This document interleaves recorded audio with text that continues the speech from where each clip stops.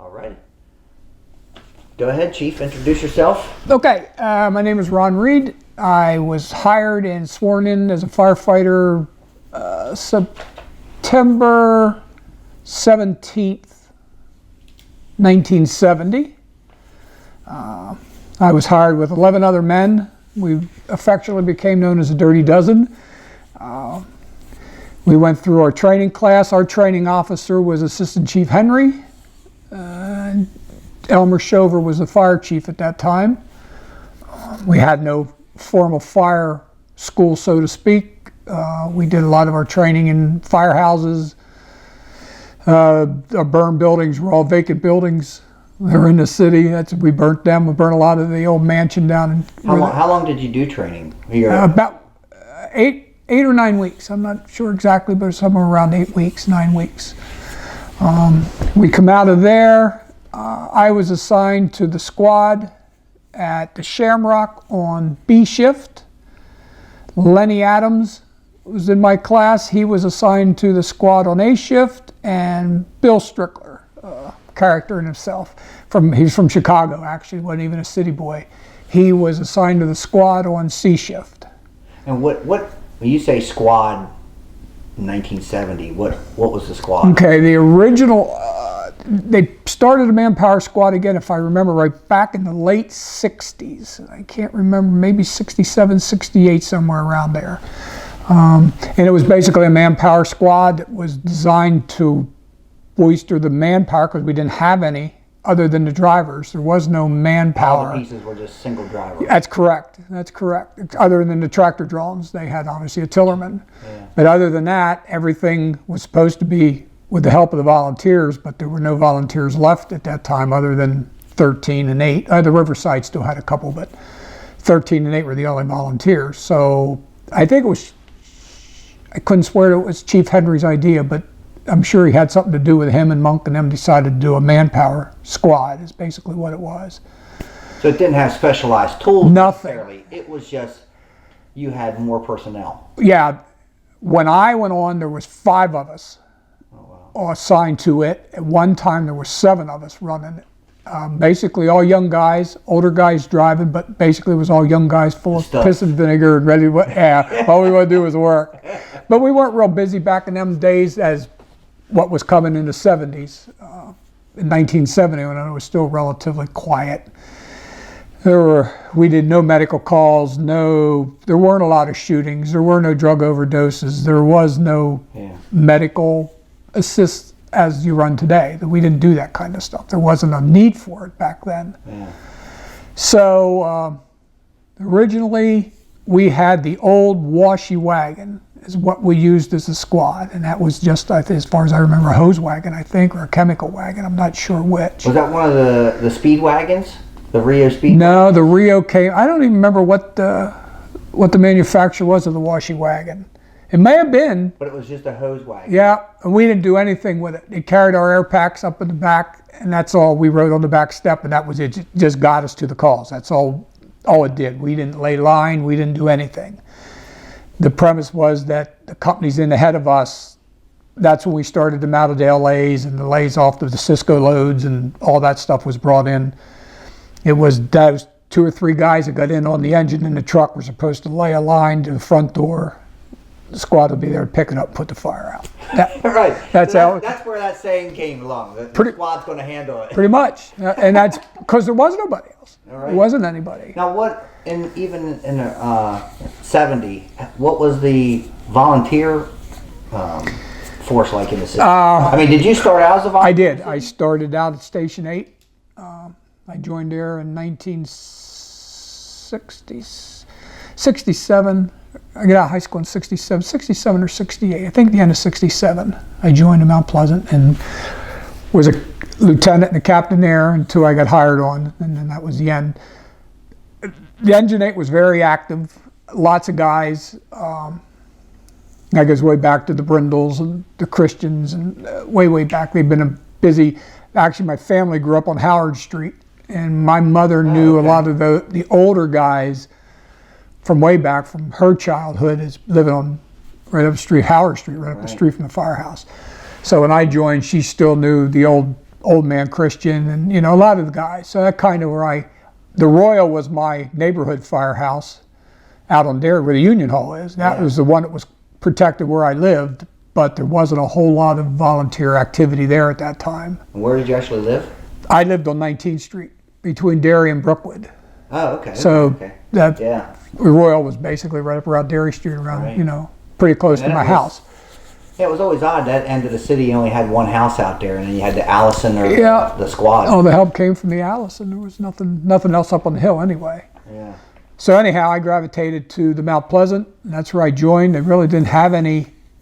That's not true. I belonged to the Paxtang Fire Company, I think, when I was 16. And I guess that's probably where I got the bug, so to speak. Yeah. But there was nothing. I mean, there was nothing in Paxtang. There was nothing there anywhere. So as soon as I was old enough, I joined in at Station 8 because it was busier. Right. So I ran in there until I got hired in 1970. So by then I had the bug then. It was, it was a done deal by then. So anyhow, we got back. The Washy Wagon is what we rode on. I think it was C Platoon ended up wrecking that at 17th and Paxton, if I remember right. Put a couple guys in the hospital. We were just starting the negotiations for what we know now as our contract. We never had contracts with the city that I know of. What did you have? Nothing. He gave you a raise if you felt like it. If not, I mean, I guess there was probably a loose thing, but our negotiations and arbitrations and all that stuff were just starting. So the original meeting, I remember they had guys in cast that were hurt when they wrecked the Washy Wagon. They were sitting in the audience when they were arguing with city council with these guys all beat up. They had just been in the wreck. So that was the end of the the Washy Wagon. And then they gave us an old GMC. I don't even remember what they were. It was a GMC truck is what they gave us for the squad. And we were running all the calls in the city on these two old, the cars used to pass us. Was the squad citywide? Yeah, we ran everything. You were, And we were it, and people used to pass us. And it was an old General. It wasn't a GM, it was a General, is what it was. I can't remember anymore. Kind of left, it was orange. There wasn't much left of it anymore. Now, was there many volunteers riding on the rigs when they were driver only? Station 8 and 13 usually had. Even back then, it was primarily those two. If there was any volunteers. Yeah, the Riverside had some. They had some volunteers left up at the Riverside yet. Not real active again. There wasn't a whole lot of activity fire-wise that far north, right? So they kind of gravitated. Then obviously they closed it, and moved down, and everything. But they were still had volunteers. 13 and 8. Susquehanna was still open down on Cameron Street, but there wasn't much. The Royal had a few where the Union Hall is, but nothing. I mean, it was, if they went out 10 times a week, you might see volunteers on them once, maybe. Nothing usually during the day, rarely. So then they bought Dumbo for us. I think that was 72. Does that sound right? I'm not sure what the year was. I would say early 70s, 72 to 74. Somewhere. The CF. Yeah, it was built up at the Swab Wagon Works. Might have been under construction late 60s, early 70s. I can't remember anymore. It's been a long time. But anyhow, then we became more specialized then. Then we had the compartments to put additional gear. Yeah, we had gear on. Our breathing apparatus was stored, up on post then. We didn't have to lay them in the hose bed. But the rescue equipment was we had a XL88 metal cutting blade on it, and a cutting torch. That's what we used for extrications. And we did all of them. There was most of the volunteer companies in Susquehanna Township, and then we used to run wrecks out there because nobody had anything. No, I mean the Jaws of Life and all that stuff they called that stuff was all still years away. Nobody, nobody was running. Nobody had heavy rescues. That stuff was all, was to come yet, so to speak. So we were pretty much it. We were what you could with what you had. Yeah, I mean, a cutting torch. That's what we used to use, a cutting torch a lot, cutting the hinges off of cars to get the people out, or use a saw. Yeah. That was it. So we had booster reels on that. So we did at times 1-inch booster lines, whatever you could do with them. But that was back in the day. That was, Now, did they even have the battalion chiefs back then? We had a battalion chief for the whole shift. Okay. And he was it. There were no other officers. There was nobody. There was no lieutenants, no captains, no portable radios.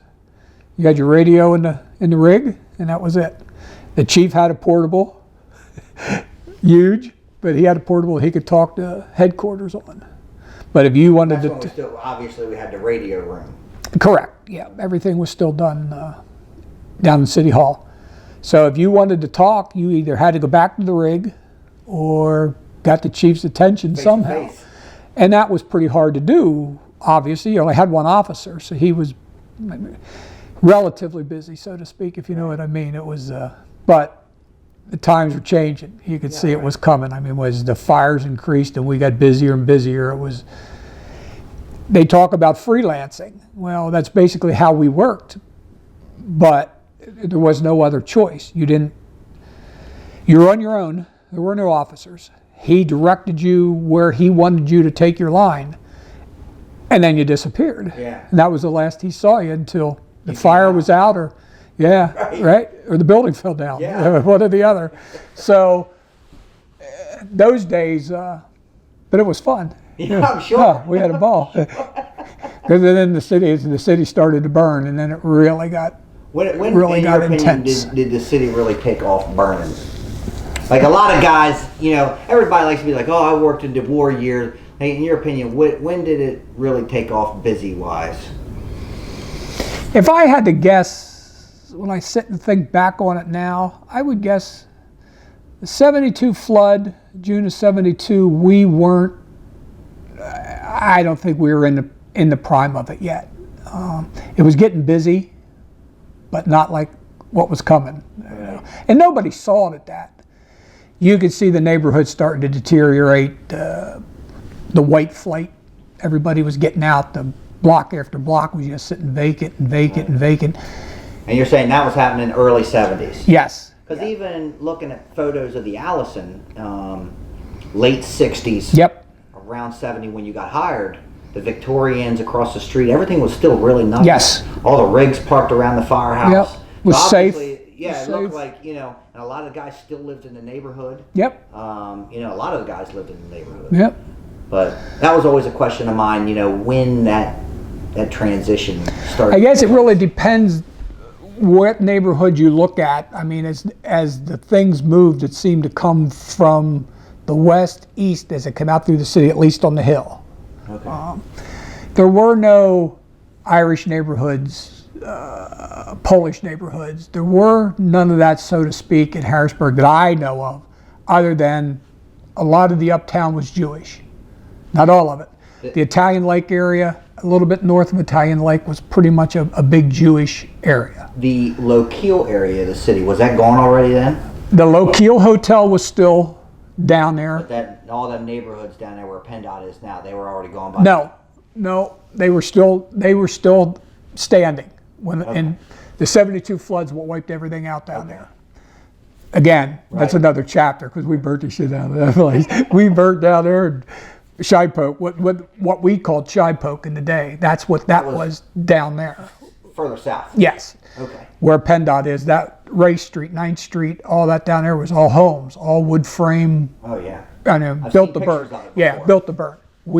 But the 72 flood, they never recovered. That was the end of it. It went vacant after that, and then just a matter of time till everything got burnt down and tore down. So, yeah, I would say if I had to put on, probably the 72 flood was probably the biggest thing that really changed the course of the city, in my opinion, as far as businesses left, never come back. All that area that was underwater was never restored. A lot of it just sat for years. A lot of homes. People just displaced and never came back. Yeah, if they got money from the government, they didn't come back in here. They moved on to another, another neighborhood or whatever. Yeah, a lot like, look at Steelton. Steelton was the same way. It just, took out the whole west side of Steelton was gone. It just didn't exist anymore. So I would think it was probably 70, shortly after that. So maybe 73, somewhere, 73, 74. So obviously the decline in the residents, after the flood. Yeah. So obviously, just listening to you, 73, 74, it's just progressively getting busier. Yes. The statuses of the neighborhoods were declining. Yes. And like I said, I think that and the racial tensions obviously helped a lot of it too, with the destruction of the neighborhoods and the people leaving. But I think it was a combination probably of both that really pushed, from the fire service end is what really made things start to jump. Because there was thousands of vacant buildings just sitting waiting. And as it picked up, I mean, everybody knew it was just a matter of time. Oh, yeah. It was coming. We looked at the Vernon Industrial Building for years, and everybody kept saying, "It's going to be a hell of a fire. When it's going to be a hell of a fire," and it was. Yeah. And it was. But there was neighborhoods like that would just, sit vacant. But I remember till Bumps Randolph, he drove at Station 8. He's an older guy. He worked what they called the Bucket of Blood, where the labor and industry, the L&I building is now. Okay. There was no capital expansion north of Forster. Of what we consider the Capitol complex. Okay. That whole area, they were going to condemn it and build state buildings. So that was still neighborhood. Yes. Was that still considered the 8th Ward above Forster? No, I'm not 100% sure on the ward numbers. You may be right about that. But it was still neighborhood. It was. And then when they condemned it and were going to build it, the neighborhood went to hell because nobody would put money into homes because then they didn't build anything. Right. So it sat with the bar rooms and the prostitution and the vacant buildings. And I remember Bumps telling stories about going in, what they called it the Bucket of Blood. That's what it was called down there. That area? Yeah. And they just literally basically burnt the whole thing down eventually. And then what was left they tore down and built, L&I and whatever else is up there. But so when I talked to guys like that when I was a kid, you could see where we were going here. Right. It was just a matter of time now. It was trending. Yeah, and the downtown started to disappear and the department stores, they were building malls. There were no malls when there was no malls when I was a kid. Everybody went downtown. Market Square. Yes. Yeah, everything. So there wasn't anything. And then as I guess the suburbs developed, people started moving out, to get out of the city or for whatever their reasons were. So, and as the block after block became vacant, it's just a matter of time, So when it exploded, so to speak. So anyhow, that was, I spent 9 years on the squad, and I bid on Still at the Shamrock? No, we left the Shamrock, what year did they move us? We ended up going to the PV is where they moved us to. Engine 16 was still running out of the PV at that time. One-man engine.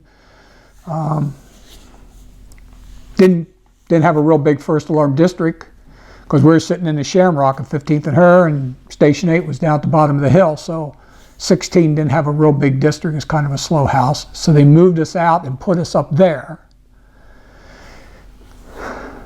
I can't remember what year that was offhand. I would guess probably 70, maybe 75, around there sometime. So how long, well, you had one battalion chief. At Yes. what point did we go to 2 battalion chiefs? Oh, Jesus. Because were you, at least my memory, weren't you in the group when you got promoted? Were you in the first group that when we made 2 battalion chiefs? No, there was 2. Mike Bonet's, I'm trying to put a date to this. Mike Bonet's worked on a squad with us. He was on A shift, him and Larry Kuntz. I remember Mike ended up, when he got promoted, he was our battalion chief for a while. It was him and George Safranik. Good fireman, great guy. Guy out of the coal region, good old guy. He was my chief when I first come on. I worked for him. So I don't know what year that would have been when Bonet's got promoted, but I remember he was our battalion chief for several years before we did anything else. But there were no lieutenants or captains when I got promoted. I got promoted straight to battalion chief in 79. 79. Okay. Yeah, so there were no lieutenants or captains yet. But they had already established 2 There was battalions. 2 of us. There was one working uptown and One one on the working out of the Allison. Yeah, we go uptown. Who was in charge? Was there a senior one? Yeah, usually the guy on the hill. Okay. At least that's the way it always worked for me. The junior officer, so to speak, worked out of the. Did you have your own cars? Yep. We worked out of the rally. Okay, so the the one museum came out of the Allison. He came out of the Allison. Yep. And you ran out of the Riley, and you had a car. Yes. Okay. Yes. Basically, we split the city in half, so to speak. Other than building fires, we usually both go to that, but if it was a bullshit call or a, 1 or 2 engine response up there, that uptown chief took it. Because again, there was no lieutenants or captains, so all the reports, everything had to be done by the battalion chief. That's when you really knew it was getting busy. The battalion chief, there were times we'd go to calls, you never even see a chief. Oh, really? Yeah, there was nobody. If he was tied up. On other calls? Yeah. Oh, I mean, he was by himself. If you didn't get Chief Shover, Chief Henry, Pat Berry. The chiefs downtown, did they ever come out? Big fires. Yeah. Yeah, big fires. Now, all the volunteer companies had, so to speak, company officers. They had, I think, 2 lieutenants and a captain that were volunteers. But they had no say-so as far as running fireground or anything. They were strictly a company officer within the company. There were no command officers at fires or anything. So if you went to a call, a lot of times the senior man, whoever was there, he would kind of direct things, or we'll do what we had to do and go to work. But like I said, we were so used to working in that system at that time, we didn't give it much thought. It wasn't oh my God, we don't have an officer here. You just got on with it. Did what you had to do and got on with it. And hey, chief, we're leaving. Okay, you get the information. Yep, all right, I get it. And that was it. He'd do a report on it. But then, like I said, then things were really starting to get busy then, and then it was obvious that wasn't going to get it done. And even then, 2 officers weren't. I mean, that wasn't enough. Yeah. It wasn't enough. I mean, you get a block, 6, 7 houses going. Oh yeah. 2 guys. Yeah, right. It's nothing. Right. So you were still, get back to that freelance thing. That was, Yeah. we didn't see it as freelancing. We knew what we were doing. We thought we did. Yeah. So it was hard to screw up. Yeah. You do what you thought was right. If it wasn't right, You the got chief would tell you, hey man, don't do that anymore. Okay. Okay. That was it. So you kind of grew up fast, I guess, so to speak, in the fire service. I mean, I was young. I come on the job, I turned 21 July 31st, and I come on in September. So I was a baby. Yeah. I was. That is young. Yeah, I think I was the youngest guy then. At that time, I was probably the youngest guy in the job. Who all got hired with you? My class, was Lenny, Bill Strickler, Jack Payne, Oh yeah, Jack. Donald Dietz, Greg Rohn, Georgie Brocker, Bob Griffin, John Rao. Oh boy. Escape me now. I can't remember. I can't remember offhand now. The 12 of us. And then the other 9 guys were split up among, I don't remember if they put them on ladder companies, or a lot of that time, at that time, they just put you in a firehouse. Yeah, but you came out driving right away then, because they were just driver-only pieces. Correct. Rarely did they have to get to drive because they didn't know the city. They were drivers. We were trained to drive in our school. We tillered. We did everything, but they tried not to put you driving right away, Right. because there are no computers. There's no map books. Yeah, There wasn't. You had a by street yourself. guide that you could carry in your pocket, maybe.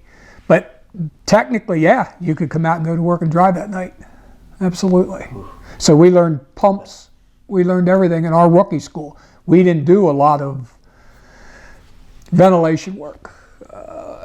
That was on the Stretch. job training. Yeah, we didn't do a lot of that stuff in our class. It just wasn't enough. Yeah, right. It was more important to get the bodies on the street than it was. Right. We'll teach you when we get you on the street, son. Just get through this. Okay. So that's pretty much what. But we all wanted on the street. We didn't care. Yeah. I wanted to go to work. I was working. So that's where I was. Then I rode Dumbo for 9 years, and then I went to the Allison and drove Tower 1. Maybe when they started D Battalion. I'm not sure what year that was. I think. So there was only 3 shifts. Yeah, there was A, B, and C shift at that time. Yeah. Oh, that's right. That was before we had We did Kelly days and all that stuff. That's right. That's going way back to the previous schedule. Yes, like I said, our contractual stuff was just starting. And they wanted to cut our hours down, so they started a 4 shift and had to put more guys on. So then they started a D shift. Then you got more promotions because we needed officers for those, for that shift. So at that time, to be honest with you, I was pretty burnt out. I was ready for a change. I was getting older, body was getting beat up. So I loved the Allison. So when I got a chance to bid out there and to be the driver, I took it on Tower 1 and got Steve Vassar. He come on the job and I trained him out there, and he was my truckie on Tower 1 with me. Just the 2 of you? Yep, just the 2 of us running out of the Allison. So they had closed the Royal at that time, and Engine 14 was running out of the house with us, and a battalion chief. So that's where I was. Backing into the Allison was had a brick painted orange on the wall. Was that for the engine or the truck? Somebody, I think Halcyon said, and there's still a brick you could see painted downstairs. It was painted orange, and it was like the point where maybe the front of the 14 engine backed into. When they got back to that brick, that's where. Well, the engine sat on the north side, right. The uphill side by Penn's house. As you look in the station, it'll be on your left. The truck was backed in on the left below the indicator table where they raised. Right. The truck was backed in there. My guess is I don't remember a brick being painted, but the chief's car had to get in. So they may have had him back far enough that the working battalion chief could get the Wildcat in front of in front of the engine. Right. But our turn on Tower 1 is you had to straight the doors because of the arch. You cleared them, and there's a telephone pole on the right-hand side at the sidewalk. When your passenger B post hit that with the tower, you spun her as hard as you could, you'd clear the pole and off you'd go. If you did it too soon, you were cleaning the Circle D's off the back. Yeah. So that was the spot when you pulled straight out of that arch. You had to. Yeah. Straight out. And as soon as right, you've been in and out. Yeah. And as soon as you saw the scope. As soon as you saw the pole, you were good to go. So you had to hope. We had no parking signs across the street, but that didn't always. If they were in there, you weren't getting out. You were jockeying. You couldn't get out. So eventually, the neighbors finally learned, we're not allowed to park over there. So I was on Tower 1, and then I got promoted December 30th or 31st of '79 to battalion chief. And then you retired. And I retired October 17th of 2007. 2007? Yeah. So I worked as what they called a roving battalion chief for, I don't even remember when I got my own shift. I basically rotated guys were off hurt. When did they go from 2 battalion chiefs to battalion chiefs, captains, and lieutenants? Do you remember that? No. It was a contractual thing again. It was in a contract to make 4 and 4 the battalion chief, 4 captains, 4 lieutenants. But I'd have to look it up. I don't remember the year exactly anymore. So. And I got hired. You were the chief of C shift. Correct.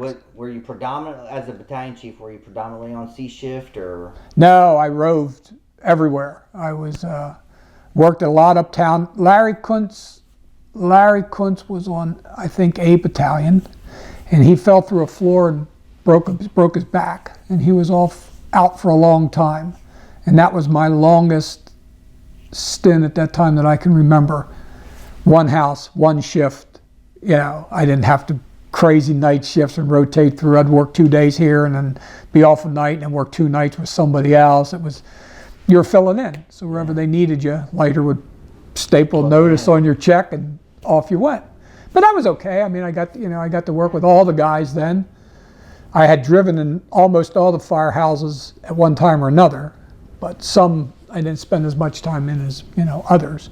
So it was kind of cool to get out and work with other guys because you get used to working with the same guys all the time. And you get out and it was cool. Different neighborhoods. I was a hill boy. We weren't allowed uptown when I was a kid because uptown was bad. Right. Yeah. So my mother would let me and my brother uptown. So I didn't know the uptown very well when I went on the fire department. I mean, I remember going uptown and I was lost.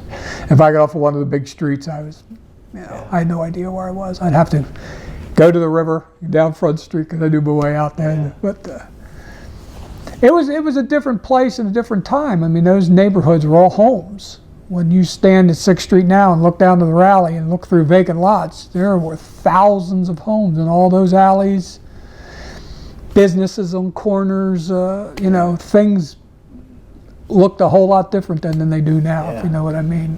Yeah. So, but it was an old city. Some of them rows in those alleys were way back, way back. And when they burnt, they burnt. Yeah. So, yeah. So that's pretty much where I was until I got, I don't even remember. I took C shift over when Tommy O'Keefe retired.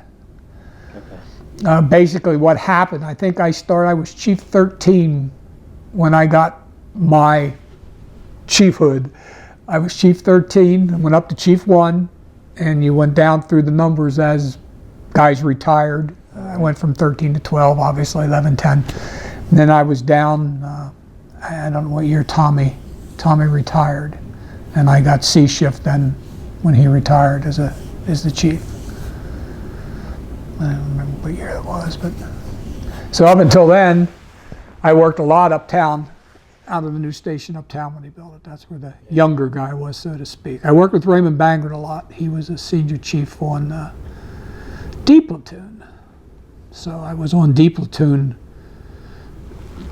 Chief Bangert and myself, we were the officer in D platoon for years. That was my steady bid job, but I wasn't the boss of D platoon. Raymond was, so I was his subordinate battalion chief, so to speak, uptown again, on D shift. And then that's where I was until Chief O'Keefe retired. Any particular chief or officer at any level in particular that you like, I don't say your favorite, but you really enjoyed? That stand out? And Chief Safranek was the first chief I worked for. He was, as they say, a fireman's fireman. Man, that guy had balls as big as elephants. He was Safranek. Yeah, he was a hard-nosed, tough guy. He was out of the rally, I think, is where he started his career back as a fireman. And he was what when you got hired? He was my battalion chief. He was the battalion. Yeah, he was my battalion chief that I worked for. And he never went into management. He retired. He died of cancer. On the job? Did he die? Yeah, I think George. Yeah, I think George was still working when he retired. When he died, I believe. I could be wrong about that, but I think he was still working. I don't remember him retiring. He was the best. I learned a lot from him. Yeah. A typical old iron lung fireman. Just never wore an air pack. I remember fires laying in the hallway, and all you could see was a glow of a cigarette in his mouth. What are we doing up here? We're dying. He's standing behind. You can't see for the smoke. You see a cigarette lit up. He goes, died of cancer. So what's that tell you? Yeah. Huh? Right. What's that tell you? But he was probably one of my biggest influences. I got along good with him. Had a good rapport with him. What kind of officer was he? Was he stern, hard? No, he wasn't a hard ass at all. Screwed up, he told you. Don't do that no more. That's dumb. This is what you need to do. Okay, boss. But never, wasn't a hard ass, never yelled or screamed or none of that stuff. Like I said, those guys were the front runners to what we were. They knew what it was like to work by themselves. They come up through the system just like we did. Didn't have the fires we did, but they were working too. They understood the system. Everybody did. It's just how you worked. It's the way it was, We didn't know any better, so to speak. It's just the way it was. That's what it is. So he was probably, at that time, he was probably him and Herbie Rodenhaber was a firefighter, worked on a squad with me. He really, he probably taught me more than anybody. He was a really good fireman. Yeah. Chief-wise, then we got Crazy Bonays. He was our battalion chief for a while, and then things really, because then we were really running then. We were really busy. Mike had worked on a squad with us. He knew us all. So when he got promoted and got on to our shift, man, it was like the floodgates open. We were just riding high and having a ball, man. I didn't want to take off. I didn't want holidays. I wasn't off sick the first 11 years I was on a job. I never took a sick day. I wouldn't go to work. I didn't want vacation. I wouldn't go to work. It was good times. It was good times. I had good guys to work with. We had a good house. We were busy. What else could you ask for? I mean, as I said, I was a young guy. It's what I wanted to do. And when I was off, they were burning, and I wanted to go to work. So right. You get over that after a while. Yeah. But back in those days, I thought I died and went to heaven. Yeah. So Chief Bonays was a big influence. He was a good guy, knew what it was like to work. He was a good worker, good fireman. Again, screwed up, he'd be in your ass. If you deserved it, so be it, you know. Yeah. So him, he was a big influence. Kind of guided you through, but there was no formal education to become a battalion chief. It was street knowledge. You didn't go to the fire academy. You didn't get books. You didn't do study manuals. Right. You knew the job. You took the test. You scored high enough, you got promoted. That's basically it, you know. So, again, you had to start basically from scratch now as a battalion chief. Now you have to feel your way through you're no longer one of the boys, which was always a hard thing for me. I was used to work and I never shirked. All right. So it was hard to tell you to go do your job, if you know what I mean. Yeah. I wanted to go do your job. Yeah, right. And I didn't want to take the test. My wife talked me into it. I didn't want to be a chief. I was happy being a fireman. That's what I wanted to do. Yeah. She said, "You're going to get old one of these days, and you're going to regret not getting." And now I got 2 kids now, and I'm getting a little older. The burns don't heal so fast. The bones don't heal so fast. And like I said, I was burnt out. 9 years I was burnt out. I had had enough. We were busy. That's all I could say. And I had had enough. It wasn't the glamour and all the shit was gone, man. It was just a dirty 4 nights out of the week, dirty job. Yeah. It was tough. We worked 4 days, off 2 days, and then 4 nights night shift. And then off how long? 2. 2. So for 4 nights, it's 16 hours a night. Yeah. You hit your 4 nights, Thursday, Friday, Saturday, and Sunday.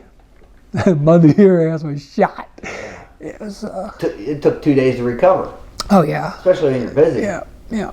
And you work. I mean, you're in the firehouse, but we never slept. You maybe get down an hour or something, but the bells were ringing. Even if it was a box somewhere else, they rang at every station. Everybody knew everybody was running.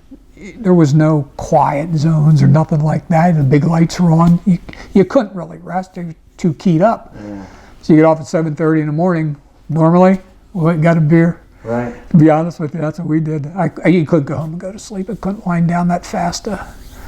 Maybe at lunchtime, tried to get an hour or 2, get a shower, and back in again. Yeah. So the 4 nights were hard. That's 64 hours. Is that when I've always heard stories about shift change at Piccolo's? Yeah. Ralph's was across the street from the rally. Oh, okay. Shift change. Yeah. Yeah. Wasn't so much the drinking thing. It was just neighborhoods. It's just we used to drink at the East End Tavern. I lived on 19th Street. East End Tavern was down on 19th Street, down towards the railroad bridge, down by Greenwood Street. Okay. That was a neighborhood bar when I grew up. We used to drink in there. Not a lot, but it wasn't a fireman's bar like Piccolo's or Paxton Grill or any of those, but we used to drink in there on occasion. But nowhere in particular. It was just a place to unwind. You get off work. A lot of the guys, the kids were in school or whatever, just stop and have a beer or 2, and, kind of the way you unwound, so to speak, But especially working that schedule too, like you said, like as soon as you got off, you're... Yeah. And like I said, you're right back in again. So when my wife and I first got married, man, I went a long time because she worked during the day. She worked for Dolphin Deposit Bank. Yeah, 4 days you wouldn't see her. No. So, and that's tough on a marriage. When you first get married, she doesn't know what's going on. I mean, she doesn't know anything about the fire service. She was a country girl from New Cumberland. She didn't know. My dad wasn't happy. He wanted that boy's going to get killed. You better get him off that fire department. My dad worked on the railroad. That's why she talked you into that BC's test. Probably. Yeah, maybe. You might have something put you in there. the car. Yeah, get your dumb ass off that truck. But, yeah, so, well, it was tough. I mean, just something everybody did. It's just something like Herbert Rodenhaber. He was a third generation city fireman. Well, I know the Rodenhabers had a lot of guys. Cousin, he's Terry's cousin. But his brother Pete was on, his daddy was on, his uncle was on. So Rodenhabers were an old established name, you know, being on the job for years and years and years. So he was a real good friend of ours. Family-wise, we spent a lot of time with him and his wife and the kids, and, you know, so. Basically, where does that take us to?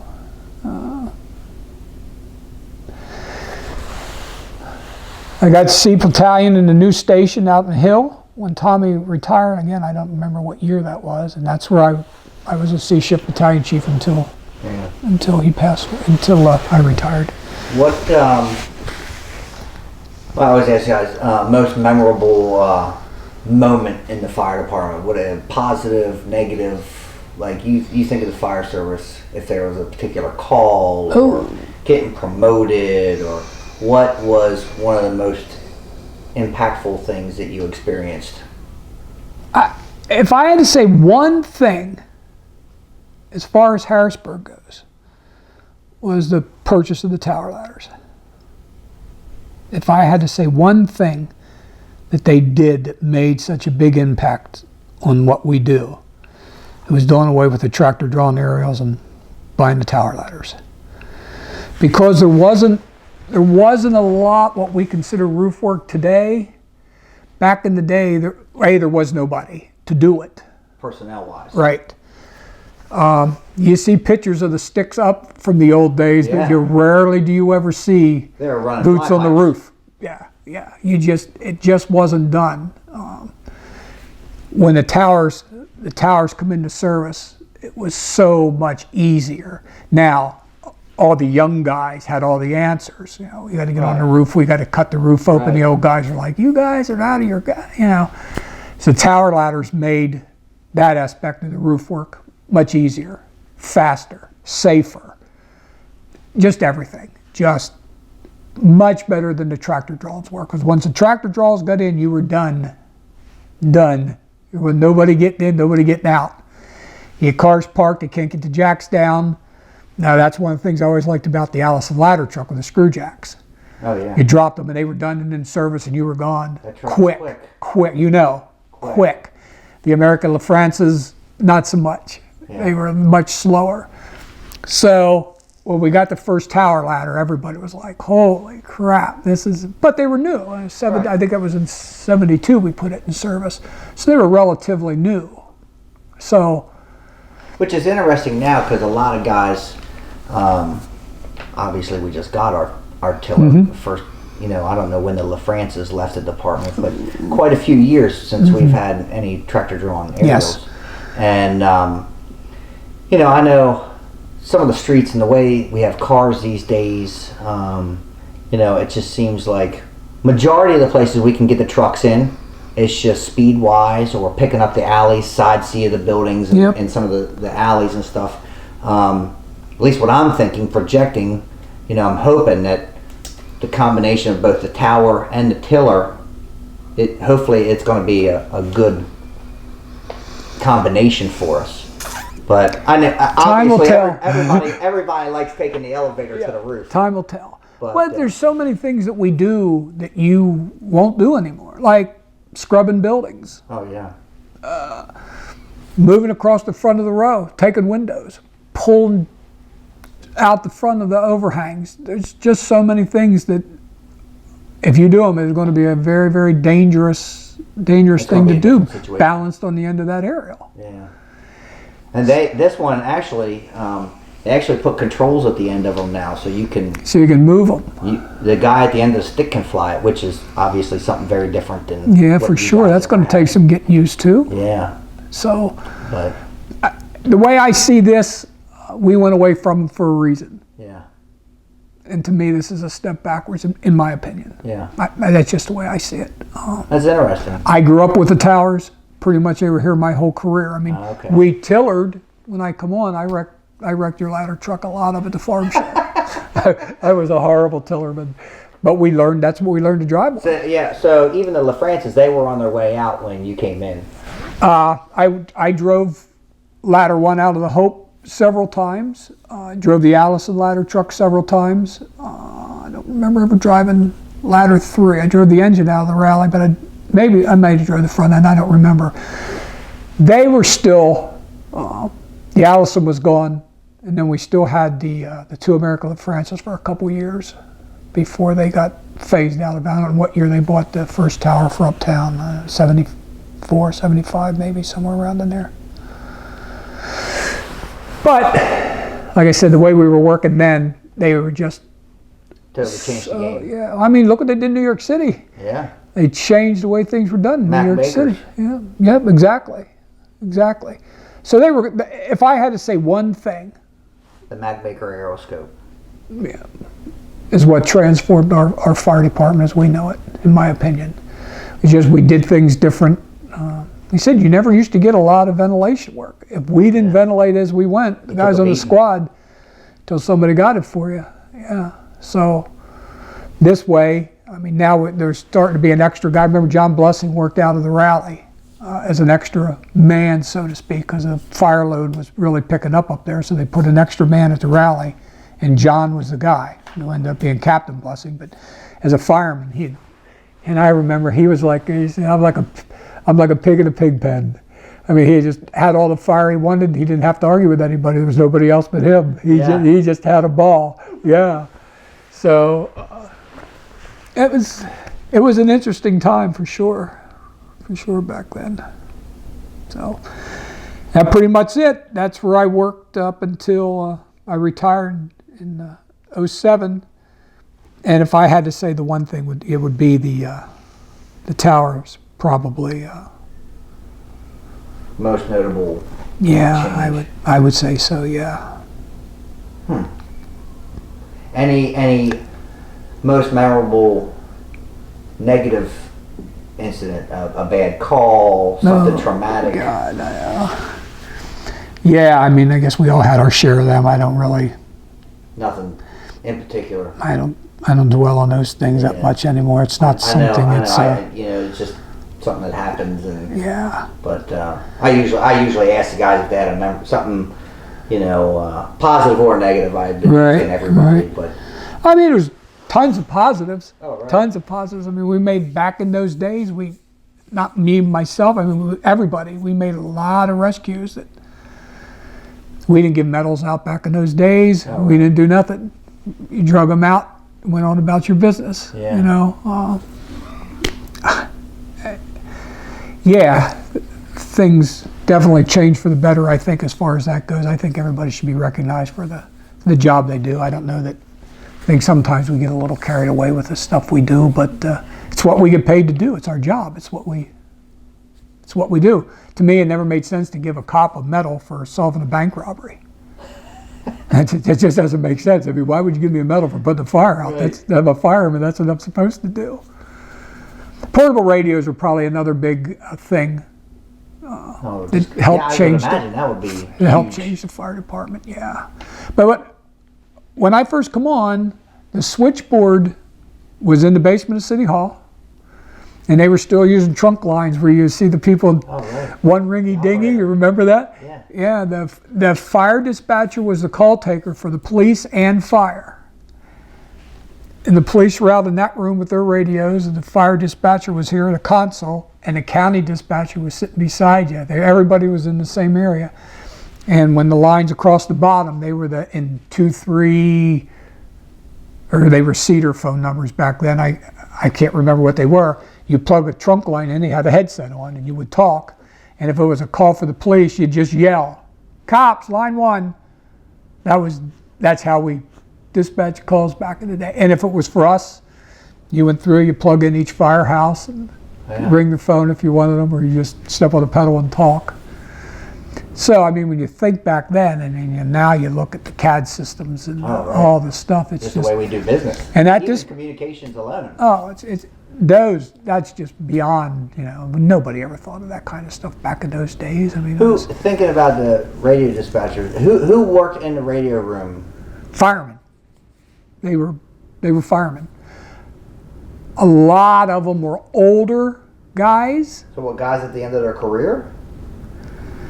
Yeah, I would say that's probably a good... or was it like a light duty position? There were light duty positions. Actually, that's how I ended up working there. I got hurt at a fire up on Broad Street. They thought I had a concussion, but they wouldn't let me go back out on the street. So they put me in a radio room with a regular dispatcher. Just someplace to stick me, basically, is what it amounted to.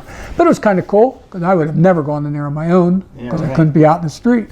So it was kind of neat to see the other end of the way things worked. Yeah. But we were in there a lot.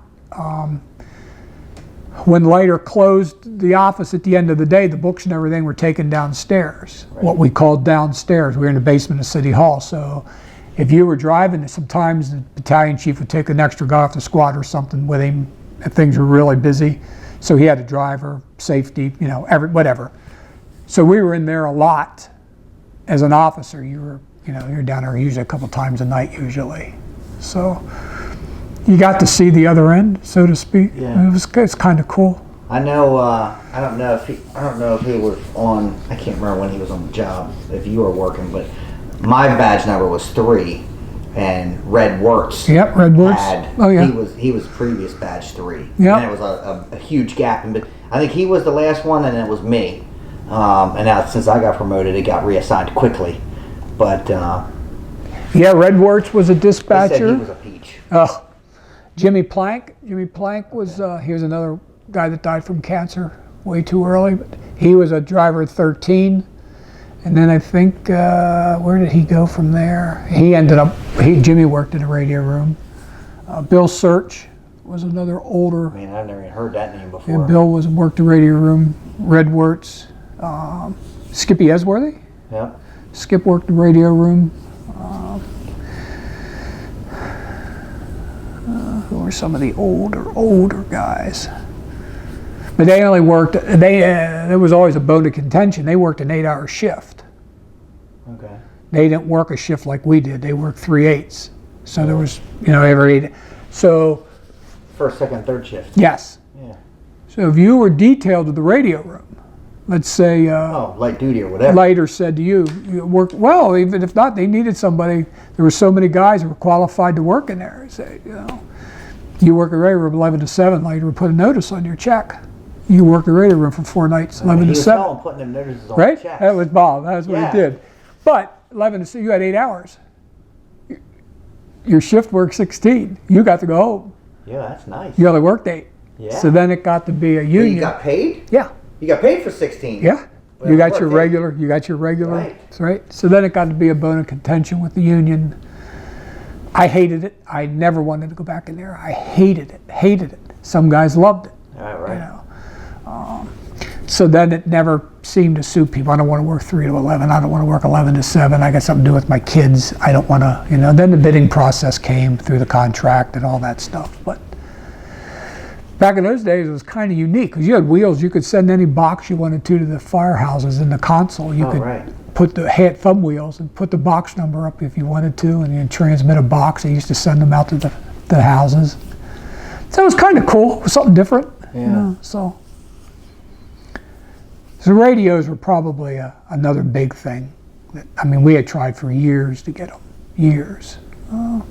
So they were out. It's just the city, Harrisburg just never got in. Yeah, the original ones were horrible. They had big bricks. They were better than nothing, So. Yeah. Our breathing apparatus we were wearing. Originally we were using the Chemox masks with that piece of tape underneath them to close the hole. So then we went from them to 201s because you weren't allowed to wear them in the basement. We wore them everywhere. Nobody wanted to wear air packs because they were heavy. We're used to the little Chemox mask around our neck and the little face. That was plenty for us. We didn't care.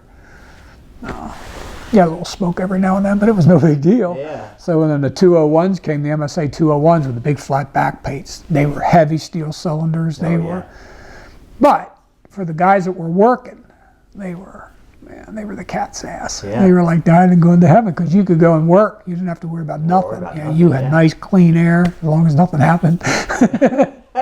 So that was probably a big change too, the breathing apparatus. And still 3/4 and long coat. Oh yeah. Fireball gloves. Yeah. Day boots. Yeah. Tin helmets. Yeah. Yeah. Yeah, we used to go during the busy times. We used to go through 2 bunker coats a year on a squad. We would rot the liners out of them because they were always wet. Oh yeah. And there was no way to dry them.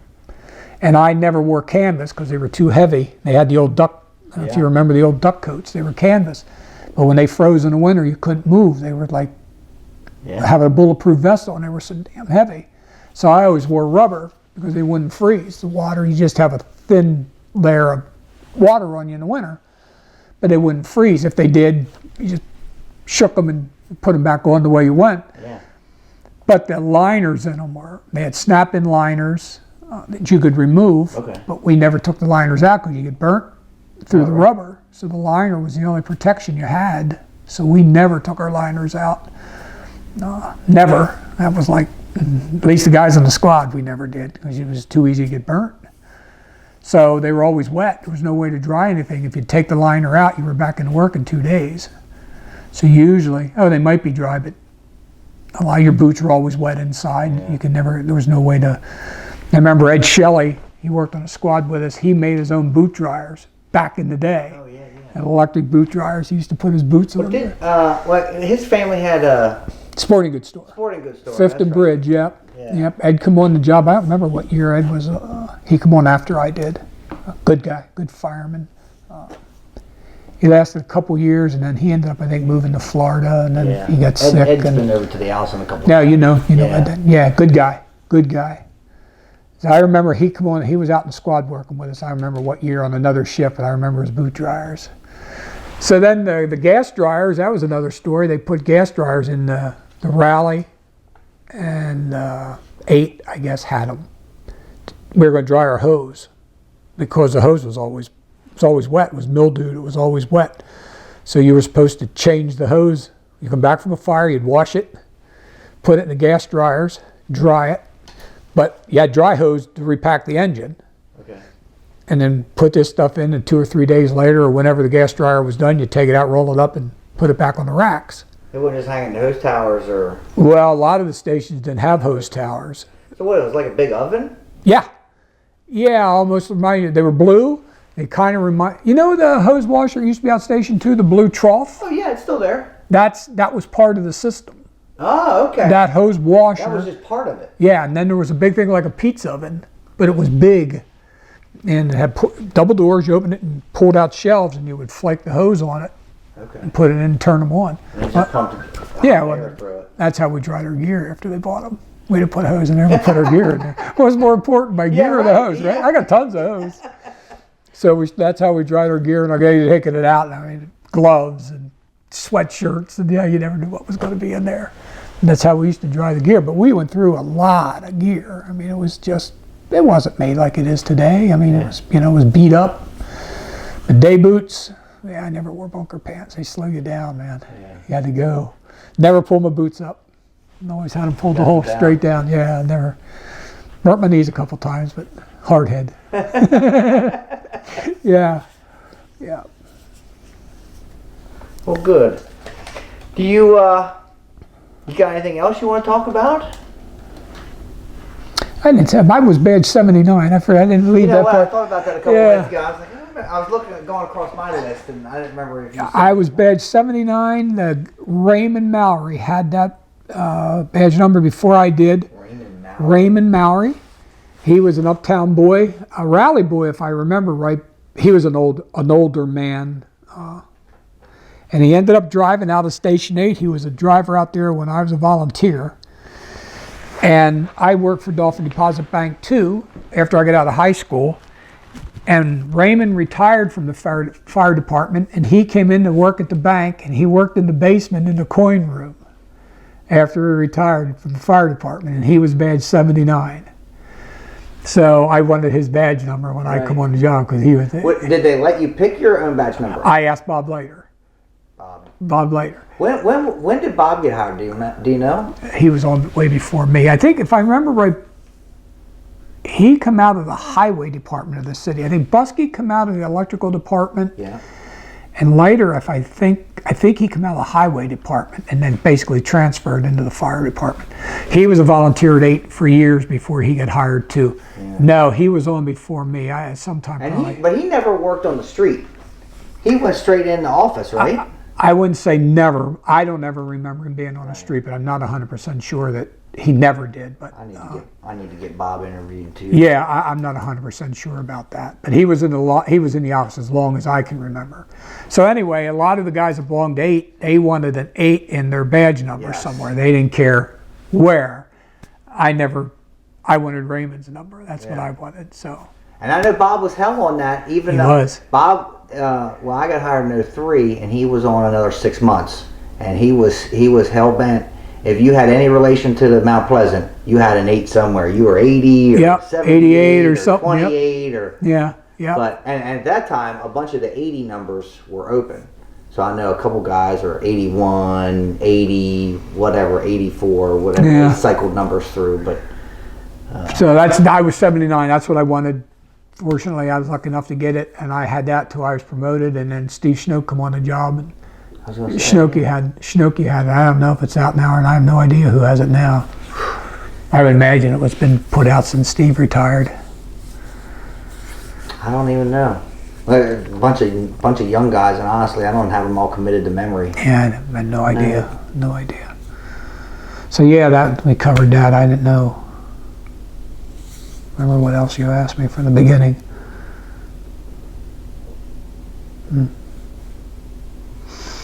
No, that's probably pretty much it.